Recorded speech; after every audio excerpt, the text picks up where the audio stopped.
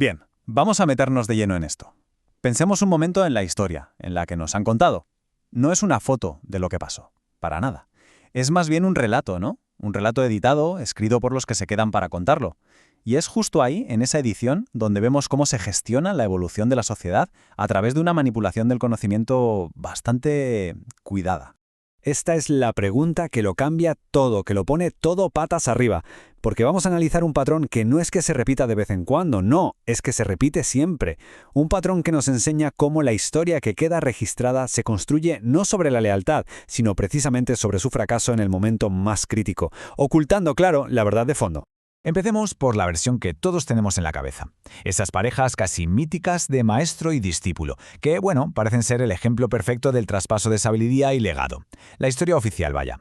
La que está hecha para inspirar y sobre todo para que se recuerde de una forma muy concreta. Aquí tenemos el arquetipo por excelencia. Jesús, el maestro, el revolucionario, y Pedro, el discípulo sobre el que se iba a construir una de las instituciones más potentes del mundo. A primera vista, una historia de fe y de continuidad, inquebrantable.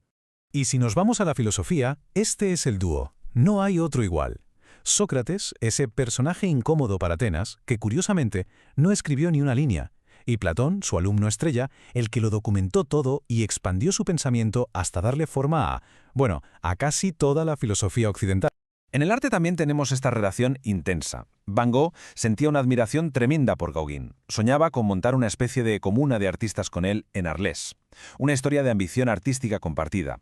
O al menos eso es lo que parece en la superficie. Vale, pues ahora vamos a hacer lo interesante, rascar esa superficie. Porque lo que se esconde justo debajo no es una bonita historia de lealtad.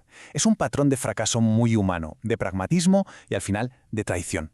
Justo en el momento de la verdad. Lo que pasó de verdad fue que mientras Jesús se enfrentaba a su agonía, sus discípulos más cercanos salieron por patas. Y Pedro, la futura roca de la iglesia, negó conocerle, no una vez, sino 3. Fue un acto de pura y dura autopreservación. Ante el miedo, la lealtad se esfumó. Y con Sócrates, la traición fue más sutil, pero igual de profunda. Él murió por un principio, no doblegarse ante un sistema corrupto. Y sus discípulos, aristócratas, gente con dinero, no entendieron nada. Su solución fue intentar pagar una multa, convertir la integridad en un simple negocio. Demostraron que no habían pillado la esencia de su enseñanza. La historia de Van Gogh y Gauguin es más terrenal. Gauguin, con su ego de artista narcisista, no soportaba la inestabilidad de Vincent. Después de la famosa pelea y el corte de la oreja, justo en el peor momento de Van Gogh, en su momento de máxima vulnerabilidad, Gauguin hizo las maletas y se largó. Simplemente lo abandonó. Y aquí lo tenemos, la definición del patrón que conecta todos estos casos. Podríamos llamarlo el patrón del discípulo superviviente, porque resulta que la historia no la escribe el discípulo más leal. ¿Qué va? La escribe el que sobrevive al fracaso, el que luego es capaz de capitalizar el sacrificio del maestro para controlar su relato. Esta frase lo clava. Es que es así. El maestro es como el combustible que se quema por una idea, hasta el final. ¿Y el discípulo? El discípulo es el que se queda. Coge ese fuego, lo domestica y lo vende al mundo como una antorcha bien organizada y, sobre todo, segura. Y aquí es donde la cosa se pone más seria. Vamos a ver cómo este patrón de fracaso personal se convierte, ni más ni menos, que en el manual de instrucciones para construir las instituciones más longevas de la historia. No es un fallo del sistema, no, es la fórmula del sistema. El proceso es una fórmula de manipulación social que funciona como un reloj. Primero, la traición, el trauma. Luego, se le da la vuelta a la tortilla, esa cobardía se reinterpreta, se reempaqueta como una victoria espiritual. Sobre esa nueva historia, el superviviente monta el chiringuito, una institución. Y el mensaje final es brillante, es una genialidad del control. La institución se basa en perdonar el mismo error que cometió su fundador. Así se asegura el poder absoluto a través de la culpa y la redención. Entonces, la clave es esta. La idea pura, la fe, muere con el mártir. Lo que sobrevive, lo que perdura, es la religión, la estructura. La organización creada por el burócrata que supo ver el desastre y convertirlo en algo controlable. Para entender esto a un nivel más profundo, podemos usar una analogía muy potente. Hay como 2 sistemas operativos en la sociedad. Por un lado, la pirámide, visible, jerárquica, y por otro, el micelio, esa red subterránea, invisible, que lo conecta todo por debajo. La pirámide es el sistema del poder que se ve. Funciona con ambición, con control. Su lema es, si no está publicado, no existe. Es el mundo de las instituciones, los imperios, los dogmas. Pero por otro lado está el micelio, la red invisible de la honestidad, de la conexión real. Su valor no es el estatus, es la integridad. No deja rastro, pero es lo que de verdad sostiene la dignidad humana. Y con esto volvemos al principio.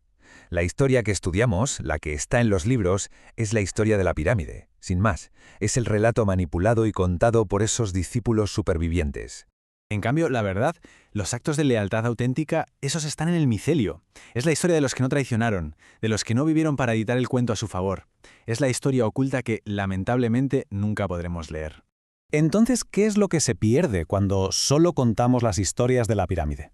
Pues se pierde la realidad de la lealtad de verdad, la que no busca ni recompensas, ni fama, ni quedar registrada para la posteridad. La gran tragedia del registro histórico es que siempre premia la ambición. Por cada Pedro o cada Platón hubo miles de seguidores anónimos, cuya lealtad fue total y silenciosa. Ellos no buscaron sacar tajada de la muerte de su maestro. Su premio no fue el poder, fue la honestidad brutal de haber hecho lo correcto. Y sus historias, esas otras versiones de la historia, esas alternativas posibles, se fueron con ellos a la tumba. Y en sus lápidas, claro, no hay nada de esto escrito. Y esta es quizá la conclusión más dura de todas. La fama, el legado, esa gloria que tanto admiramos muchas veces no es una prueba de virtud, sino lo que queda cuando la integridad ya se ha quemado. Se ha consumido por completo para construir algo más grande, algo registrable. Lo que nos deja con una pregunta final, que es muy de ahora, de nuestra era digital. Si la única realidad que parece contar es la que se publica, la que se viraliza, la que se registra, ¿qué sitio queda para esos actos de lealtad silenciosa?